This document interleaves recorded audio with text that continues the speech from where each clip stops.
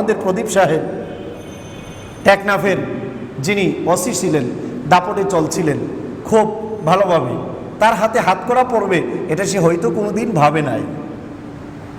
এই জন্য এটা হলো এমন একটা রুলস, বিশ্ব মানবতার রুলস। মানুষ পাপ থেকে বাঁচবে কিভাবে? মানুষ নিজেই পাপ থেকে বেঁচে থাকতে পারবে যদি তার ভিতর স্রষ্টার ভয় থাকে। এই জন্য কোরআনুল কারীমে বলা হচ্ছে তোমরা স্রষ্টার ইবাদত করো, যিনি তোমাদেরকে বানিয়েছেন, তোমাদের পূর্ববর্তীদেরকে বানিয়েছেন। কেন? যাতে করে তোমরা বেঁচে থাকতে পারো। অপরাধ থেকে তখনই বেঁচে থাকতে পারবেন যখন আপনার ভেতর স্রষ্টার ভয় থাকবে। ডাক্তার জাকিরকে একজন প্রশ্ন করেছিল, সে বারবার বলছিল আমাকে আমার ধর্ম সম্পর্কে বলবেন না। তারপর আবার সে বলল আমি মানবতায় বিশ্বাসী। ডাক্তার জাকির সুন্দরভাবে তাকে বললেন আপনার ধর্ম সম্পর্কে বলতে নিষেধ করলেন, আবারও আপনি আপনার নিজের ধর্মের প্রচারও করলেন যে আপনি মানবতায় বিশ্বাসী। আপনি যদি মানবতায় বিশ্বাসী হন তাহলে মানবতার নামক ধর্মের যে গ্রন্থটা আছে সেটা কে লিখেছে, ওই বইটার নাম আমাকে একটু বলেন। উপস্থিত সম্মানিত ও শ্রদ্ধেয় মুসল্লিনে কেরাম, মহান আল্লাহ রব্বুল আলমীর দরবারে লাখো কোটি শুকরিয়া যে রব্বি কারিমের দয়ায় আমরা প্রতি বৃহস্পতিবার নেই আজকেও কোরআনুল কারীমের তাফসিরে উপস্থিত হতে পেরেছি। সেই জন্য আমরা সকলেই শুকরিয়া আদায় করি, বলি আলহামদুলিল্লাহ। আমরা ধারাবাহিকভাবে আলোচনা করছিলাম। গত সপ্তাহে আমরা আলোচনা করেছিলাম সূরাতুন নিসার 173 নম্বর আয়াত পর্যন্ত আমরা গত সপ্তাহে ক্লিয়ার করেছিলাম। বিষয় ছিল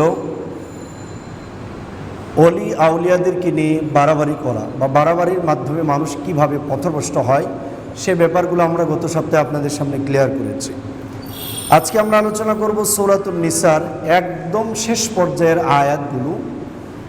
সূরা নিসার 174 থেকে 176 নম্বর আয়াত পর্যন্ত। 76 মানে হলো সূরাতুন নিসা কমপ্লিট, শেষ। আজকে বিষয় থাকবে হলো কোরআনুল কারীমই হলো মূলত স্পষ্ট হিদায়াতের বাণী এবং কোরআনই হচ্ছে নূরে মুবিন। সাথে থাকবে হলো কালালা সম্পর্কিত কিছু আলোচনা।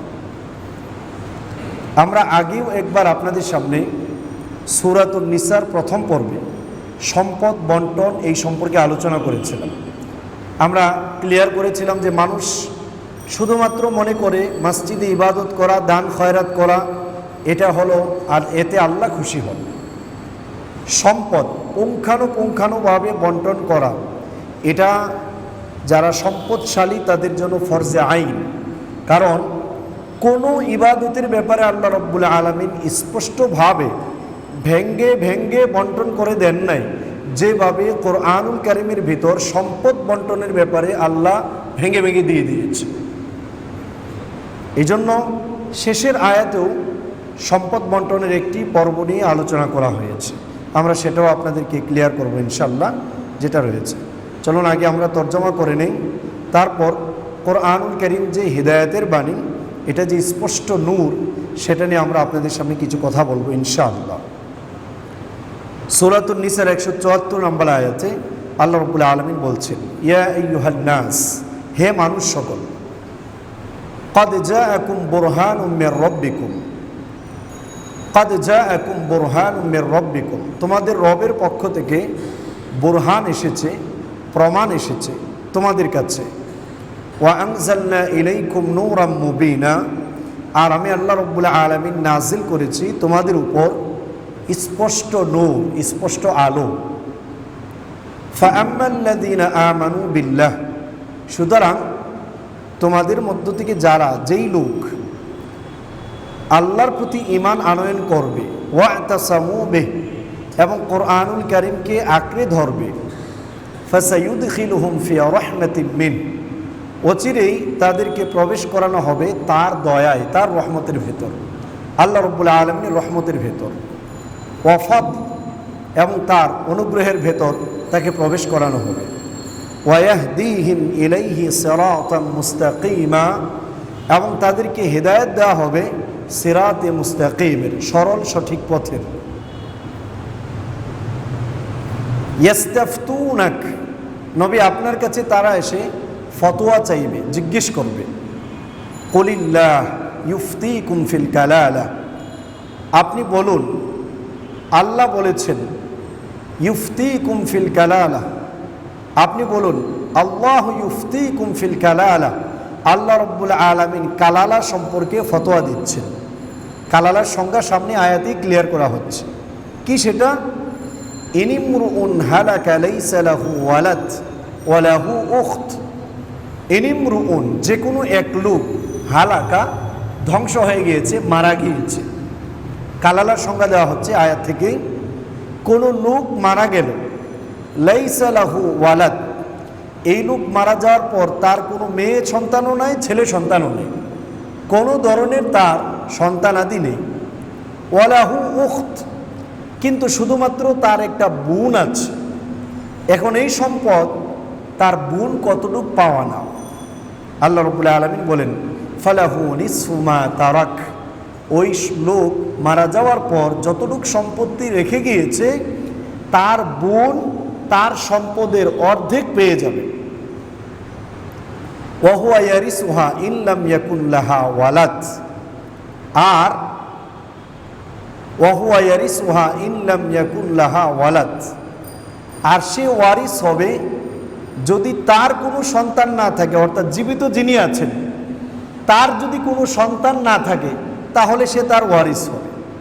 ফাইন কানাত ইসনাতাইন, আর যদি বোন দেখা গেল দুইজন হয়ে গেল, একজন না, আগের বারে বলা হলো একজন যদি হয়, এখন দেখে গেল লোকটা মারা যাওয়ার পর তার বোন একাধিক রয়েছে, দুইজন রয়েছে। ফালাহুমা সুলুসানে মিম্মা তারাক, তাহলে ওই বোনরা জনপ্রতি ওই ব্যক্তির সম্পদের 3 ভাগের 1 ভাগ পাবে। সুলুসান 3 ভাগের 2 ভাগ, সরি। ওয়া ইন কানু ইখওয়াতার রিজালান ওয়া নিসাআন, আর যদি এমন হয় দেখা গেল ভাইও আছে বোনও আছে কিন্তু তার কোনো সন্তান নেই, যে মারা গিয়েছে, সেক্ষেত্রে কি হবে? ফালিযাকারি মিসলু হাদ্দিল উনসায়াইন, তাহলে ভাইয়ের তুলনায় বোনের তুলনায় ভাই পাবে ডাবল আর বোন পাবে 1 ভাগ। আল্লাহ রাব্বুল আলামিন বলছেন ইউবাইয়িনুল্লাহু লাকুম আন তাদিল্লু, আল্লাহ রাব্বুল আলামিন তোমাদের জন্য এত স্পষ্ট করে সম্পদের বন্টন বর্ণনা করলেন যাতে করে তোমরা পথভ্রষ্ট না হয়ে যাও। আল্লাহু বিকুল্লি শাইইন আলিম, আল্লাহ রাব্বুল আলামিন সব ব্যাপারে খুব ভালো জানেন। এই হলো আয়াতের তর্জমা। কারণ আমরা তো আগে জেনেছিলাম লোক বাবা মারা গেল, তার ছেলে আছে, মেয়ে আছে, মা আছে, এদের ভিতর কিভাবে বন্টন করা হবে। আর এখন এই আয়াতে ক্লিয়ার করা হলো ছেলে মেয়ে কেউ নাই, শুধুমাত্র বোন আছে অথবা ভাই আছে, তাহলে তার সম্পদ কিভাবে বন্টন করা হবে। অনেক ক্ষেত্রে আমরা দেখতে পাই ভাইদেরকেও দেওয়া হয় না, বোনদেরকেও দেওয়া হয় না, গোটা সম্পত্তি স্ত্রী যদি থাকে নিয়ে পলায়ন করে। এই জন্য কোরআনুল কারীম এভাবে ক্লিয়ার করা হলো। যাই হোক, চলুন আমরা দেখি নেই 174 নম্বর আয়াতে আল্লাহ রাব্বুল আলামিন গোটা পৃথিবীর মানুষদেরকে লক্ষ্য করে বলছেন ইয়া আইয়ুহান নাস। আমরা কোরআনুল কারীমের কতগুলো ডাক আপনাদের সামনে তুলে ধরেছিলাম। আল্লাহ রাব্বুল আলামিন কোরআনুল কারীমে কিছু কিছু জায়গায় বলেছেন ইয়া আইয়ুহাল্লাযীনা আমানু, হে ঈমানদার বান্দাগণ। আবার কিছু জায়গায় বলেছেন ইয়া আইয়ুহাল কাফিরুন, হে কাফিরবৃন্দ। আবার কোথাও মুনাফিকদেরকে ডাক দিয়েছে, আবার কোথাও একদম ব্যাপক আকারে সবাইকে ডাক দিয়েছে। যেমন এখানে ইয়া আইয়ুহান নাস, যেই ব্যাপারগুলো ইম্পর্টেন্ট বলতে সবার জন্য প্রযোজ্য, চাই সে মুসলিম হোক অথবা অমুসলিম হোক, হিন্দু হোক অথবা বৌদ্ধ হোক, সবার জন্য যেই ক্ষেত্রে প্রয়োজন আল্লাহ রাব্বুল আলামিন সেই জায়গায় গোটা পৃথিবীর মানুষদেরকে লক্ষ্য করে ডাক দিয়েছে। এই জন্য কোরআনুল কারীমকে বলা হয়ে থাকে এটা হলো মানবতার গ্রন্থ। আমাদের সমাজে একটা উল্টা বাক্য রয়েছে, বিশ্বাসে হলো নাস্তিক্যবাদী কিন্তু সে মানুষকে শিখায় এটা হলো মানবতা। আসলে ইসলামবিহীন মানবতার কোনো ধরনের কল্পনা করা যায় না। কারণ ডাক্তার জাকিরকে একজন প্রশ্ন করেছিল, সে বারবার বলছিল আমাকে আমার ধর্ম সম্পর্কে বলবেন না, তারপর আবার সে বলল আমি মানবতাই বিশ্বাসী। ডাক্তার জাকির সুন্দরভাবে তাকে বললেন আপনার ধর্ম সম্পর্কে বলতে নিষেধ করলেন, আবারও আপনি আপনার নিজের ধর্মের প্রচারও করলেন যে আপনি মানবতায় বিশ্বাসী। আপনি যদি মানবতায় বিশ্বাসী হন, তাহলে মানবতার নামক ধর্মের যে গ্রন্থটা আছে সেটা কে লিখেছে, ওই বইটার নাম আমাকে একটু বলেন। এখানেই তো কবি নীরব। নাস্তিক্যবাদের মূল থিওরি হলো নিজের মন গড়া চলা। এটা হলো নাস্তিক্যবাদের মন গড়া, যে আমার রুলসই হলো রুলস, আর কারো দেওয়া রুলস আমি মানব না। সেই জন্য তাদের কাছে যা ভালো লাগে সেটা ভালো, তাদের কাছে যা খারাপ মনে হয় সেটা খারাপ। কিন্তু মুসলমানের ভিতর একটা জিনিস, তার চোখে যা ভালো সেটা ভালো নয়। মুসলমানের চোখে হলো আল্লাহ এবং তার রাসূল যেই জিনিসকে ভালো বলেছেন সেগুলোই হলো আমাদের কাছে ভালো। আল্লাহ এবং তার রাসূল যেগুলোকে খারাপ বলেছেন সেগুলোই হলো আমাদের কাছে খারাপ। সুতরাং স্রষ্টার চাইতে আর বেশি জ্ঞান কে রাখে? সেক্ষেত্রে মানুষ যখন স্রষ্টার অবাধ্য হয়, তখন শয়তান ওই মানুষটাকে একেবারে পঙ্গপালের মতো বিক্ষিপ্ত করে দেয়। এই জন্য নাস্তিকবাদের বক্তব্যই হলো, তারা বারবার বলতে থেকে তারা মানবতার অনুসরণ করে। এই জন্য জিজ্ঞেস করবেন যে মানবতা নামক কোনো গ্রন্থ আছে কিনা, আমাদেরকে দেখান। এই জন্য কোরআনুল কারীমে আল্লাহ রাব্বুল আলামিন বিভিন্ন জায়গায় বলেছেন, ইয়া আইয়ুহান নাস, হে মানুষ সকল, যা সবার জন্য প্রয়োজন। যেমন সূরা বাকারার 21 নম্বর আয়াতে আল্লাহ রাব্বুল আলামিন বলছেন, ইয়া আইয়ুহান নাস উ'বুদু রাব্বাকুমুল্লাযী খালাকাকুম ওয়াল্লাযীনা মিন ক্বাবলিকুম লাআল্লাকুম তাত্তাকুন। মানবতার একটা রুলস দেওয়া হচ্ছে এই আয়াতে। আল্লাহ রাব্বুল আলামিন বলছেন, ইয়া আইয়ুহান নাস, হে মানুষ সকল, উ'বুদু রাব্বাকুম, তোমরা তোমাদের রবের ইবাদত করো, যিনি তোমাদেরকে লালন পালন করেছেন তার ইবাদত করো। উ'বুদু রাব্বাকুম, ইয়া আইয়ুহান নাস উ'বুদু রাব্বাকুমুল্লাযী খালাকাকুম, সেই রবের ইবাদত করো যিনি তোমাদেরকে সৃষ্টি করেছেন। ওয়াল্লাযীনা মিন ক্বাবলিকুম, সাথে সাথে তোমাদের পূর্ববর্তীদেরকেও তিনি সৃষ্টি করেছেন। কেন ইবাদত করবে? লাআল্লাকুম তাত্তাকুন, যাতে করে তোমরা বেঁচে থাকতে পারো, তাকওয়া অর্জন করতে পারো। এই রুলসটা হলো মূলত পৃথিবীব্যাপী মানুষ অন্যায় থেকে বাঁচার সবচাইতে বড় রুলস। প্রত্যেকটা রাষ্ট্রের সরকার নিজস্ব আইন তৈরি করে মানুষকে অপরাধ থেকে ফেরানোর জন্য। পুলিশ দিয়ে গোটা পৃথিবীর মানুষকে অপরাধ থেকে ফেরানো ইম্পসিবল, সম্ভব নয়। তাহলে যতগুলো মানুষ ততগুলো পুলিশ লাগবে। বাংলাদেশ 16 কোটি মানুষ, 16 কোটি মানুষকে অপরাধ থেকে ফেরাতে হলে পুলিশ দিয়ে, তাহলে 16 কোটি পুলিশের প্রয়োজন। তাহলে জনসংখ্যা কত হবে? 32 কোটি। আচ্ছা বুঝলাম, পুলিশ দিয়ে অপরাধ ফিরাবেন, ওই পুলিশ মানুষ না অমানুষ? মানুষ না অমানুষ? তার ভেতর মানবিক প্ররোচনা আছে না নেই? আছে। সেও তো অপরাধে জড়িত হতে পারে কি না? হতে পারে না? এক্সাম্পল এখানের সবচেয়ে বড় আমাদের প্রদীপ সাহেব, টেকনাফের যিনি ওসি ছিলেন, দাপটে চলছিলেন খুব ভালোভাবে। তার হাতে হাত করা পড়বে এটা সে হয়তো কোনোদিন ভাবে নাই। এই জন্য এটা হলো এমন একটা রুলস, বিশ্ব মানবতার রুলস। মানুষ পাপ থেকে বাঁচবে কিভাবে? মানুষ নিজেই পাপ থেকে বেঁচে থাকতে পারবে যদি তার ভিতর স্রষ্টার ভয় থাকে। এই জন্য কোরআনুল কারীমে বলা হচ্ছে, তোমরা স্রষ্টার ইবাদত করো যিনি তোমাদেরকে বানিয়েছেন, তোমাদের পূর্ববর্তীদেরকে বানিয়েছেন। কেন? যাতে করে তোমরা বেঁচে থাকতে পারো। অপরাধ থেকে তখনই বেঁচে থাকতে পারবেন যখন আপনার ভেতর স্রষ্টার ভয় থাকবে। এক সাহাবী, তাকে বন্দি করা হলো। বন্দি করার পর মেবি এটা মনে হয় খ্রিস্টানদের সাথে যে যুদ্ধ হয়েছিল, সর্বশেষ যে যুদ্ধ ছিল রাসূল সাল্লাল্লাহু আলাইহি ওয়াসাল্লামের ইন্তেকালের পর আবু বকর সিদ্দিকের সময় হয়তো এই ঘটনা। ওনাকে গ্রেফতার করার পর ওই দেশের বাদশার একটা চাহিদা ছিল, সে শুধু শুনতো সাহাবী যারা হয় তারা নাকি খুব পাওয়ারফুল হয়, তাদের খুব শক্তি হয়। তো তার একটা আশা হলো সাহাবীকে একটু দেখতে হবে তার কেমন পাওয়ার হয়। ওনাকে যুদ্ধ হলো, যুদ্ধের ভিতর তাকে গ্রেফতার করা হলো। একজন সাহাবীকে গ্রেফতার করে নিয়ে যাওয়া হলো। নিয়ে যাওয়ার পর তাকে রাখা হলো।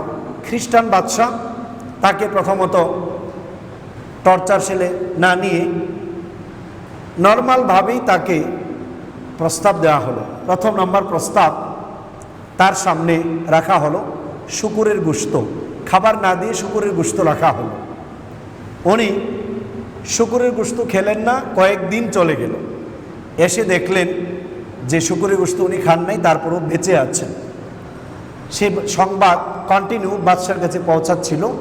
বাদশাহ আশ্চর্য হলো যে সাহাবীদের ব্যাপারে সে যে ইতিহাস শুনেছে সেটাই কি সত্য কিনা দেখার জন্য সে অপেক্ষায়।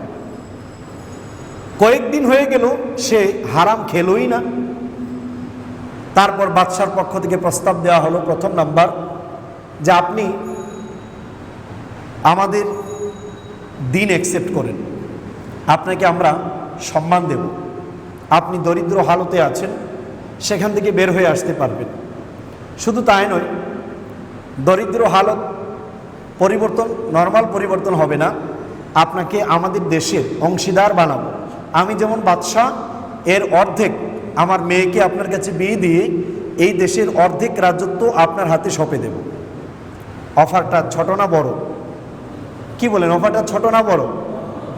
1 কোটি টাকার 2 কোটি, আমাদেরকে তো 500 টাকা দিলেই আমরা বিকিয়ে যাই। গোটা দেশের অর্ধেকের অফার দেওয়া হলো। উনি বললেন যে না, অ্যাকসেপ্ট করেন নাই। কোনোভাবেই যখন অ্যাকসেপ্ট করলেন না, তখন সর্বশেষ ওনার সামনে যেই কাজটুকু করা হলো, ওনার সামনে কতগুলো লোক আনা হলো, তেলের ডেক বসানো হলো। ওনার চোখের সামনে একজন একজন করে ওই তেলের ডেকের ভিতর কয় ভাজা করছে মানুষগুলোকে, মুসলিমদেরকে। ওনাকে ভয় দেখানো হচ্ছে, উনি যদি তার প্রস্তাবে রাজি না হয় তাহলে তাকেও এমনটা করা হবে। ভয় লাগবে কি লাগবে না? আপনার সামনে যদি একটা মানুষকে কেটে তার ভেতরের ভুঁড়িগুলো বের করা হয়, সাহস থাকবে না ভয় লাগবে? স্বাভাবিক ভয় লাগবে। করার পর সর্বশেষ ওই সাহাবীকে আনা হলো তার সামনে আনা হলো। আনার পর ওনাকে ফেলানো হবে। উনি তখন ক্রন্দন করছেন। বাদশাহ মনে করলে এবার মনে হয় ভয় পেয়ে গিয়েছে, ক্রন্দন করছে, এবার তাকে প্রস্তাব দিলে সে মেনে নেবে। সে আবার প্রস্তাব দিচ্ছে, শোনো, বুঝেছি এই তেলে পুড়ে মারা যাবে, এটা তোমার ভয় লাগছে, তুমি আমাদের প্রস্তাবে রাজি হয়ে যাও। ওই সাহাবী বললেন, বোকা, আমাকে মনে করেছে যে আমি মৃত্যুর ভয়ে তোমাদের প্রস্তাবে রাজি হব, যে আমি ইসলাম ত্যাগ করব? আমি ভয় করি নাই, আমি ক্রন্দন করছি এই জন্য, আমি তো একজন, আমার প্রাণ তো ওয়ানলি ওয়ান, একটা প্রাণ। আমাকে যদি একবার এই ডেকে ভালানো হয় আমি শেষ, আর ফিরে আসতে পারবো না। সেই জন্য ক্রন্দন করছে। আমার প্রাণ যদি শত হতো তাহলে একবার মারার পর আবার আসতাম, আবার ফেলানো হতো, আবার আসতাম, আবার ফেলানো হতো। সেটা ছিল আমার মূল কান্নার কারণ। একটাবার ভাবেন তো দেখি, ওনার সামনে অপরাধের প্রস্তাব এসেছে, কিন্তু উনি অপরাধ করেননি। কার ভয়ে? কার ভয়ে? আল্লাহ রাব্বুল আলামিনের ভয়ে। স্টাডি করুন খিলাফা অবস্থার অপরাধ প্রবণতা নিয়ে, ইতিহাসগুলো পড়ুন, আল বিদায়া ওয়ান নিহায়া। কোন কোন খলিফার সময় কোন কোন ধরনের অপরাধ হয়েছে সবাই জানেন। হযরত ওমর ইবনুল খাত্তাবের সময়কার দুধে পানি মিশানোর ঘটনা জানা আছে না সবার?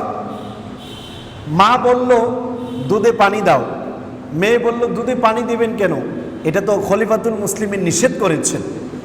মা বলল, তোমার খলিফা ওমর কি প্রত্যেক লোকের ঘরে গিয়ে দাঁড়ায় থাকবে? আসলে আল্লাহর কি কুদরত, সেদিন ওই ওমর ওই ঘরেতেই দাঁড়ানো ছিল, ওই ঘরের দেওয়ালেই পাহারা দিচ্ছিল। মেয়ে উত্তর দিল, খলিফা না দেখুক তাতে কোনো সমস্যা নেই, কিন্তু খলিফার খলিফা, যিনি খলিফার মালিক, আল্লাহু আকবার, আল্লাহ রাব্বুল আলামিন তো দেখবেন, ঠিক না ঠিক? এই ধারণা অন্তরে জন্মিয়েছে, অটোমেটিক অপরাধ থেকে বেঁচে গিয়েছে। অপরাধ থেকে বাঁচার মূল থিওরি হলো এই আয়াত। এই আয়াত মানুষের সামনে রাখেন, অপরাধ প্রবণতা কমবে কিভাবে। আমরা যখন সরকারি কর্মকর্তাদের সাথে বসি, বলি যে ভাই এই আয়াতগুলো ভালোভাবে বুঝে বুঝে পড়ার জন্য চেষ্টা করেন।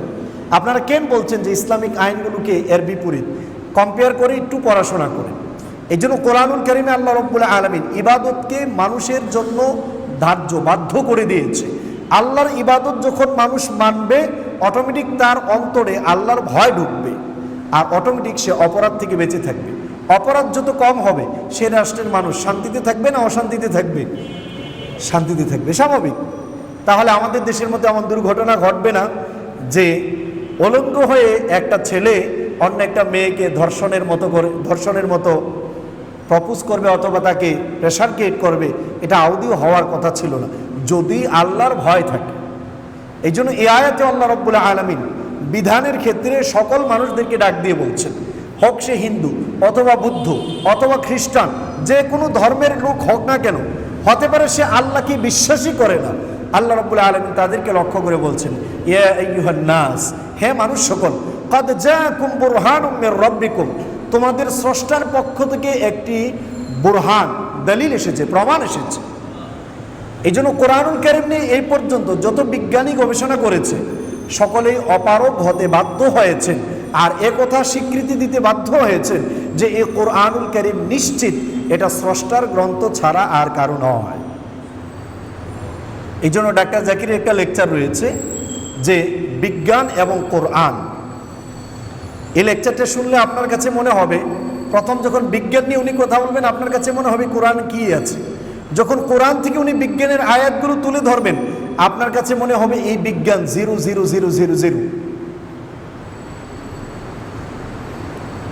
লেকচার দিয়েছে বেচারা সেই 2000 কত সনে, কিন্তু এখনো যদি ওই লেকচার শুনেন, আপনার কাছে মনে হবে আগামী 200 বছরের জন্য এই লেকচার আপডেট। এত সুন্দর লেকচার মনে হবে আপনার কাছে। কোরআন নিয়ে ডাক্তার জাকির এই লেকচারগুলো শুনে দেখেন, যে কোরআন এবং বিজ্ঞান, ওই লেকচারগুলো শুনলে একদম আশ্চর্যকর মনে হবে, কি বলে এই লোকটা। এই জন্য আল্লাহ রাব্বুল আলামিন আয়াতে স্পষ্ট করেছে, এটা হলো বুরহান, আর আমি তোমাদের জন্য একটি নূরে মুবিন নাজিল করেছি, স্পষ্ট নূর।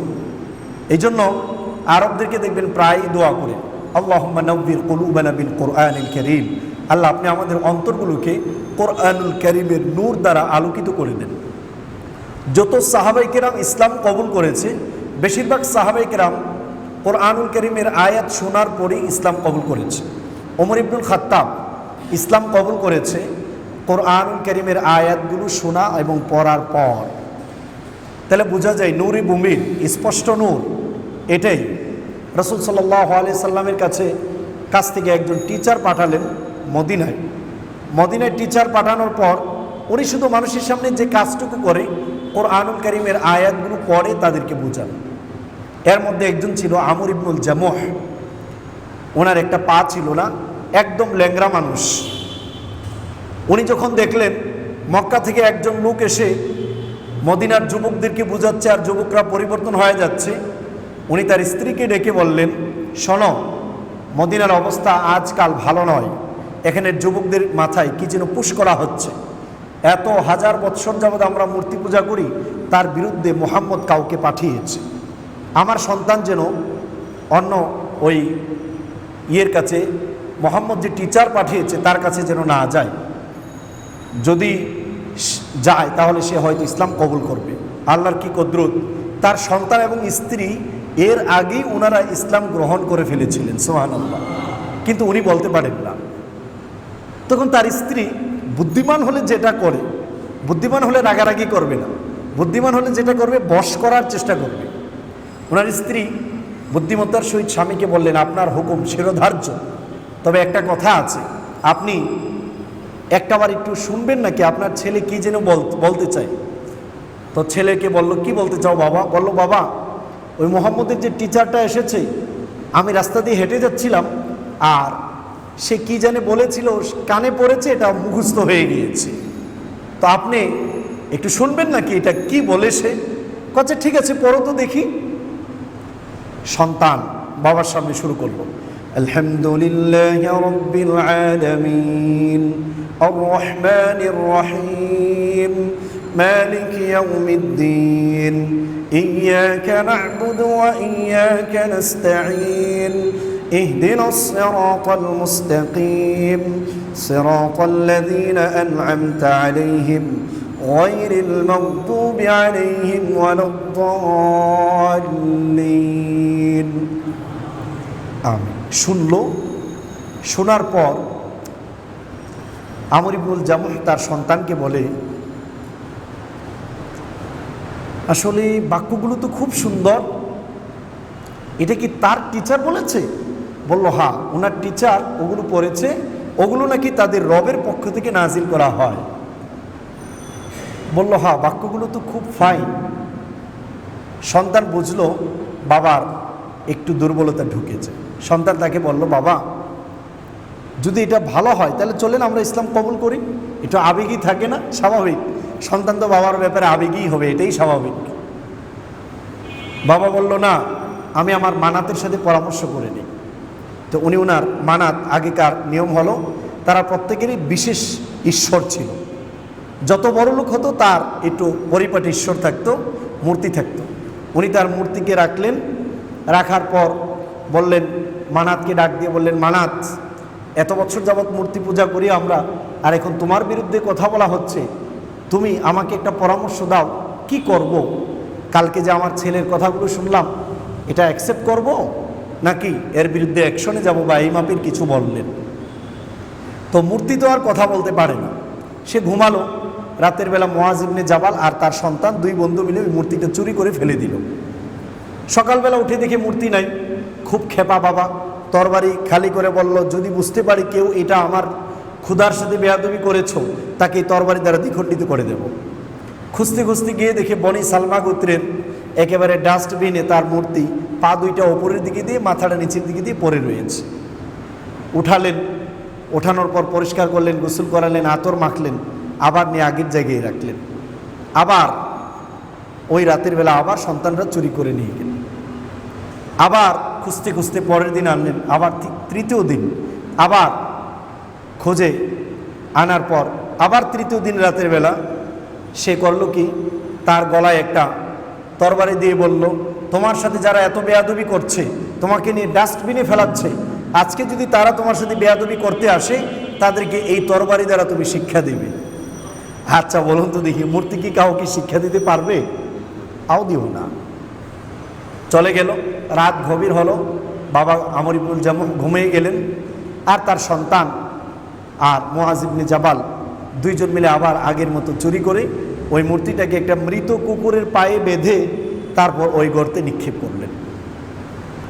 পরদিন সকালবেলা খুঁজতে খুঁজতে আবার সেই গর্তের কাছে গেল।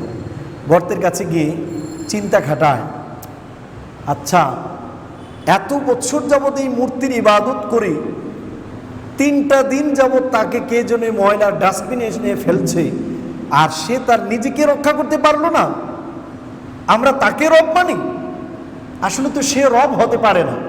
রব মনে হয় আমার সন্তান, যেই রবের তিলাওয়াত আমাকে শুনিয়েছে, সেই হলো আমার আসল রব হতে পারে। সাথে সাথে সে সাক্ষ্য দিল, আশহাদু আল্লা ইলাহা ইল্লাল্লাহ ওয়া আশহাদু আন্না মুহাম্মাদান আবদুহু ওয়া রাসূলুহু। সুবহানাল্লাহ। কোরআনুল কারীমের পাওয়ার দেখেন, বুঝে পড়লে কি হয়। ঠিক সেম অন্যান্য যত সাহাবায়ে কেরাম ইসলামের দিকে এসেছে, কোরআনুল কারীম শোনার পরই তাদের পরিবর্তন হয়েছে। কোরআনুল কারীমের আয়াত শুনেছে, বাস তাদের পরিবর্তন হয়ে গিয়েছে। কারণ ওনারা মনোযোগ দিয়ে বোঝার জন্যই সেগুলো শুনতেন। আর আমরা তো শুধুমাত্র কোরআন পড়ি আর শিখি হলো খতম করার জন্য। আসলে কোরআন শুধুমাত্র খতম করার জন্য নয়, কোরআন এসেছে নিজের লাইফে বাস্তবায়ন করার জন্য। এই জন্য এটাকে বলা হয়েছে নূরাম মুবিনা। এটা হলো স্পষ্ট নূর, স্পষ্ট আলো, যার গায়ে ঢুকবে তাকে একদম আলোকিত রাস্তা দেখিয়েই ছাড়বে। সেই জন্য আল্লাহ রাব্বুল আলামিন বলছেন, فَأَمَّا الَّذِينَ آمَنُوا بِاللَّهِ وَاعْتَصَمُوا بِهِ, সুতরাং যে আল্লাহকে বিশ্বাস করলো আর কোরআনুল কারীমকে আঁকড়ে ধরলো, আল্লাহকে বিশ্বাস করলো কিন্তু কোরআনকে আঁকড়ে ধরলো না, সে ব্যক্তি ইমানদারি হতে পারে না। যদি সে কোরআনকে আঁকড়ে ধরে, আল্লাহ বলছেন فَسَيُدْخِلُهُمْ فِي رَحْمَةٍ مِّنْهُ وَفَضْلٍ, অচিরে আল্লাহ রাব্বুল আলামিন তাদেরকে আল্লাহর দয়া রহমতের ভেতর প্রবেশ করাইয়া দেবেন। ওয়াহদিহিম ইলাইহি সিরাতাম মুস্তাকিমা, আর আল্লাহ রাব্বুল আলামিন তাদেরকে সিরাতে মুস্তাকিমের হিদায়াত দান করবেন। এই জন্য হযরত আব্দুল্লাহ ইবনে আব্বাস বলেন, মান তাআল্লামা কিতাবাল্লাহ ওয়াত্তাবাআ মা ফীহি হাদাহুল্লাহু মিনাদ দালালা ওয়া ওয়াকাহুল্লাহু ইয়াওমাল কিয়ামাতি মিন সুইল হিসাব। যে ব্যক্তি কোরআনুল কারীম নিজে শিখবে, ওয়াত্তাবাআ মা ফীহি, এবং এই কোরআনুল কারীমের অনুপাতে অনুসরণ করে সে নিজে চলবে, হাদাহুল্লাহু মিনাদ দালালা, দুনিয়ার বুকে আল্লাহ রাব্বুল আলামিন তাকে পথভ্রষ্টতা থেকে হিদায়াত দান করবেন, আর আখিরাতে ওয়া ওয়াকাহুল্লাহু ইয়াওমাল কিয়ামাতি মিন সুইল হিসাব, আল্লাহ রাব্বুল আলামিন কিয়ামতের মাঠে তাকে মন্দ হিসাব থেকে মুক্তি দান করবে যদি কোরআন শিখে। এই জন্য কোরআনুল কারীমের আরও অনেক আয়াতে আল্লাহ রাব্বুল আলামিন বলেছেন এ কোরআন শুধুমাত্র কোরআন নয়, এ কোরআন তাওরাত, জাবুর, ইনজিল ওইগুলোর বাণীগুলোকে সংরক্ষণকারী হলো কোরআন। এই জন্য কোরআন একটা নয়, একের ভিতর চার। কোরআনকে বলা হয় একের ভিতর চার।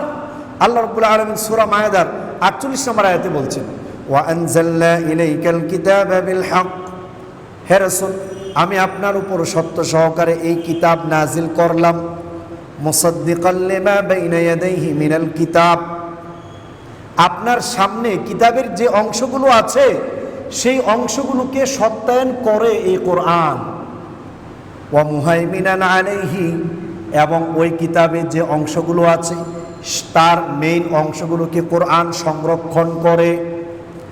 ফাহকুম বাইনাহুম বিমা আনজালাল্লাহ, সুতরাং আপনি বিচার ফাইসালা করুন, আল্লাহ যে নাজিল করেছেন যা তা দিয়ে আপনি বিচার ফাইসালা করুন। ওয়ালা তাত্তাবি আহওয়াআহুম আম্মা জাআকা মিনাল হক, আর আপনি তাদের প্রবৃত্তির অনুসরণ করবেন না সত্য থেকে মুখ ফিরিয়ে আপনার কাছে যা এসেছে। লিকুল্লিন জাআলনা মিনকুম শিরআতাও ওয়া মিনহাজা, আমি আল্লাহ রাব্বুল আলামিন তোমাদের প্রত্যেকের জন্যই শরীয়ত এবং নির্ধারিত রাস্তা বানিয়ে দিয়েছি। ওয়ালাউ শাআল্লাহু লাজাআলাকুম উম্মাতাও ওয়াহিদা, যদি আল্লাহ রাব্বুল আলামিন চাইতেন গোটা মানবকে এক দলে অন্তর্ভুক্ত করতে পারতেন। কে ইহুদি খ্রিস্টান হওয়ার কথা ছিল না, সবাই মুসলমান হতে পারত, সবাইকে আল্লাহ মুসলমান বানাতে পারতেন। ওয়ালাকিন লিয়াবলুয়াকুম ফীমা আতাকুম, কিন্তু আল্লাহ রাব্বুল আলামিন তোমাদের ভিতর যা দিয়েছেন তার মাধ্যমে তিনি তোমাদেরকে পরীক্ষা করতে চান। ফাস্তাবিকুল খায়রাত, সুতরাং তোমরা কল্যাণকর পথের দিকে প্রতিযোগিতা করো, অগ্রগামী হও। ইলাল্লাহি মারজিউকুম জামিআ, তোমাদের সবাই আল্লাহর দিকে প্রত্যাবর্তন করবে। ফায়ুনাব্বিউকুম বিমা কুনতুম ফীহি তাখতালিফুন, আর তোমরা যে ব্যাপারে পরস্পরের মতবিরোধ করতে আল্লাহ রাব্বুল আলামিন সে ব্যাপারে সমাধান সহকারে কিয়ামতের মাঠে বলবেন। এই হলো কোরআনুল কারীমের যে কোরআন, এটা শুধু এক নয়, একের ভিতর চার। এই কিতাবে তাওরাত, জাবুর, ইনজিলের সংরক্ষণের বাণীগুলো রয়েছে, যেগুলো তারা বিকৃত করেছে সেগুলোর বিকৃতবিহীন বাণীগুলো আল্লাহ রাব্বুল আলামিন এই কোরআনুল কারীমে উল্লেখ করে দিয়েছে। এই জন্য কোরআন এর মাধ্যম, এই কোরআন পাওয়ার পরেও যদি মানুষ কোরআন থেকে মুখ ফিরিয়ে নেয়, তাদের বিরুদ্ধে কোনো আলেম উলামা কথা বলবে না, তাদের বিরুদ্ধে স্বয়ং আল্লাহর রাসূল কিয়ামতের মাঠে আল্লাহর কাছে অভিযোগ দায়ের করবে। আল্লাহ রাব্বুল আলামিন সূরাতুল ফুরকানের 30 নম্বর আয়াতে বলছেন, وقال الرسول يا رب إن قوم اتخذوا هذا القرآن مهجورا, আল্লাহর রাসূল কিয়ামতের মাঠে আল্লাহ রাব্বুল আলামিনকে বলবে, ইয়া রব, হে আমার মালিক, ইন্না কওমি ইত্তাখাযু হাযাল কুরআন, আমার জাতি এই কোরআনুল কারীমকে ধরেছিল মাহজুরা, পরিত্যক্ত অবস্থায়। মানে কোরআন ধরেছে বাট বুঝে নাই, পড়ে নাই, এটা ছেড়ে দিয়েছে তারা। কোরআন যে তাদের হিদায়াতের বাণী, জীবন পরিবর্তনের বাণী, জীবনের বিধান, রাষ্ট্রের বিধান, সমাজের বিধান, প্রত্যেকটা জিনিসের সলিউশনে কোরআনুল কারীমে দেওয়া হয়েছে, সেই হিসাবে তারা কোরআনুল কারীমকে ধরে নাই, বরং তারা কোরআনকে পরিত্যক্ত হিসাবে গ্রহণ করেছে। দুইটা অর্থ হতে পারে পরিত্যক্তের। একটা, কোরআন তারা পেয়েছে, পড়েছেও কিন্তু বুঝে নাই, এটা এক অর্থ। তাহলে যারা কোরআন পড়ার পর বোঝার চেষ্টা করে না, তাদের বিরুদ্ধেও রাসূলের এই নালিশ হবে। দুই নাম্বার, যারা কোরআন পড়েছো, বুঝেছো, কিন্তু জীবনটাকে পরিবর্তন করে নাই। কারণ কোরআনের টার্গেট হলো মানুষকে পরিবর্তন করা। যদি সে পরিবর্তন না করে থাকে তাহলে তার বিরুদ্ধেও রাসূলের নালিশ হবে। আর যারা কোরআন পড়েই নাই তাদের ব্যাপারে তো প্রশ্নই আসে না, অবশ্যই অবশ্যই রাসূল বলবে। বুঝতে পেরেছেন ব্যাপারগুলো? এই জন্য এ কোরআনুল কারীম এমন এক পাওয়ারফুল কিতাব। এ কোরআন যে স্পষ্ট নূর, হিদায়াতের বাণী, এটা প্রমাণ করে সূরা আহকাফের 29 থেকে 32 নম্বর আয়াত পর্যন্ত। এই কোরআন দ্বারা শুধুমাত্র মানুষই পরিবর্তন হবে না, জিন পর্যন্ত এই কোরআনুল কারীম দ্বারা পরিবর্তন হবে। আল্লাহ রাব্বুল আলামিন জিনদের একটা ঘটনা উল্লেখ করেছেন, ওয়াইদ সরফনা ইলাইকা নাফারাম মিনাল জিন্নি ইসতামিউনাল কুরআন। আল্লাহ রাব্বুল আলামিন বলেন, আর আমি যখন আপনার কাছে পাঠালাম জিনদের একটি দল, ইসতামিউনাল কুরআন, যারা কান লাগিয়ে মন লাগিয়ে কোরআনুল কারীমের তিলাওয়াত শুনছিল। ফালাম্মা হাদারুহু, যখন তাদের কাছে আরও জিনরা উপস্থিত হলো, ক্বালু আনসিতু, অন্যান্য জিনদেরকে বলল সাবধান, কোনো কথা বলবা না, আমরা তিলাওয়াত শুনতেছি। ফালাম্মা কুদিয়া ওয়াল্লাউ ইলা কওমিহিম মুনযিরিন, যখন ফয়সালা হলো, এর মানে রাসূলের সাথে তাদের কথা হলো, আর তারা সাথে সাথে ঈমান আনয়ন করলেন। শুধু ঈমান আনয়ন করলেন না, তারা সাথে সাথে কোরআন শোনার পর, বোঝার পর ওই কোরআনের পথে দাওয়াত দেওয়ার জন্য তাদের সম্প্রদায়ের কাছে চলে গেলেন। সুবহানাল্লাহ। তারা তাদের সম্প্রদায়ের কাছে গিয়ে কি দাওয়াত দিয়েছিল আল্লাহ রাব্বুল আলামিন বলছেন, ক্বালু ইয়া কওমানা ইন্না সামি'না কিতাবান উনজিলা মিন বাদি মূসা। তারা গিয়ে বলল, হে আমাদের সম্প্রদায়ের লোকেরা, আজ আমরা এমন একটি কিতাবের কথা শুনলাম যা নাজিল করা হয়েছে মূসার পর। হযরত মূসা আলাইহিস সালাতু ওয়াস সালামের পরে এই কিতাবের নাজিল হয়েছে। মুসাদ্দিকাল লিমা বাইনা ইয়াদাইহি ইয়াহদি ইলাল হক ওয়া ইলা তরিকিম মুস্তাকিম। এই কিতাব আগের কিতাবগুলোকে সত্যায়ন করে আর সত্য আর সিরাতে মুস্তাকিমের পথের দিকে হিদায়াত দান করে। ইয়া কওমানা, আমাদের জাতি, আজিবু দাঈয়াল্লাহ, এই কোরআনের বাণী মানে আমাদের বাণী নয়, এটা আল্লাহর ডাক। সুতরাং তোমরা আল্লাহর ডাকে সাড়া দাও। ওয়া আমিনু বিহি, তোমরা আল্লাহর প্রতি ঈমান আনয়ন করো। ইয়াগফির লাকুম মিন যুনুবিকুম, তিনি তোমাদের গুনাহগুলোকে মাফ করে দেবেন। ওয়া ইউজিরকুম মিন আযাবিন আলীম, আর তিনি তোমাদেরকে কঠিন আযাব থেকে তিনি তোমাদেরকে মুক্তি দান করবেন। ওয়ামান লা ইউজিব দাঈয়াল্লাহ, আর যে ব্যক্তি আল্লাহর ডাকে সাড়া দেবে না, ফালাইসা বিমুজিজিন ফিল আরদ, সে জমিনে আল্লাহকে অপারগ করতে পারবে না। ওয়ালাইসা লাহু মিন দুনিহি আউলিয়া, আর আল্লাহ ছাড়া তার কোনো অভিভাবক হতেই পারে না। উলাইকা ফি যালালিম মুবিন, তারাই হলো স্পষ্ট পথভ্রষ্ট। সুতরাং এই আয়াত আমাদের সামনে প্রমাণ করে কোরআন ছাড়া কেউ জান্নাতে যেতে পারবে স্পষ্ট। এই জন্য কোরআনের ব্যাপারে আমরা সবচেয়ে বেশি হাদিস বলেছি মনে হয় এই মসজিদের ভিতর। এই জন্য কোরআনুল কারীম এটি হলো মানুষের হিদায়াতের মূল মন্ত্র। কোরআন যত ব্যাপক হবে, প্রচারণা যত ব্যাপক হবে, বুঝে পড়া যত ব্যাপক হবে, মানুষের ভেতর তত বেশি পরিবর্তন আসবে, মানুষ আলেমদেরকে তত বেশি শ্রদ্ধা করবে। কিন্তু কোরআনকে যত লুকানো হবে তত বেশি মানুষ উগ্র হবে, বেহায়াপনা, অন্যায়, অবিচারের দিকে মানুষ সামনের দিকে বাড়তেই থাকবে। এই জন্য রাজনৈতিক নেতৃবৃন্দদের উদ্দেশ্য আমরা একটাই কথা বলি, আপনারা মানুষদেরকে কোরআনুল কারীমের বিধানের দিকে ডাকেন আর নিজেরাও সেগুলো মানেন, দেখবেন অটোমেটিক দেশের যে অনৈতিকতা এবং দেশের ভিতর যে সকল অন্যায় অবিচার হচ্ছে সেগুলো একদম জিরো টলারেন্সে চলে আসবে ইনশাআল্লাহ। আল্লাহ রাব্বুল আলামিন আমাদের সকলকেই কোরআনুল কারীমের সাথে আমাদেরকে রিলেটেড সম্পর্ক ভালো রাখার এবং এই কোরআনুল কারীমকে বোঝার তৌফিক দান করুন। সুবহানাকাল্লাহুম্মা ওয়া বিহামদিকা আশহাদু আল্লা ইলাহা ইল্লা আনতা আস্তাগফিরুকা ওয়া আতুবু ইলাইক।